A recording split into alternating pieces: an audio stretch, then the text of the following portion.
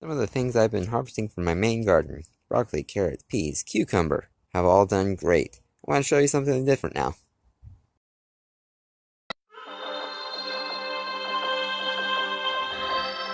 Today on this Dark Age Growing, What's Growing in Your Garden update, I want to show off a few things that you haven't seen before. So this right here, this is all sunchoke. It's growing really well in the front of my apartment. Some of it up to 7 foot tall. It'll be blooming soon.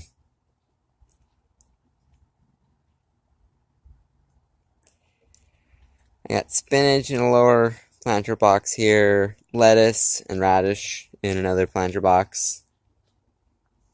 Going up to the top planter box, I have basil, parsley, and onion chives.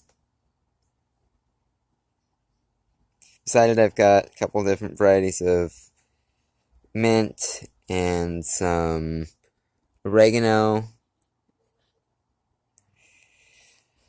This week I put out a new batch of potatoes in a raised garden bed that I made, as well as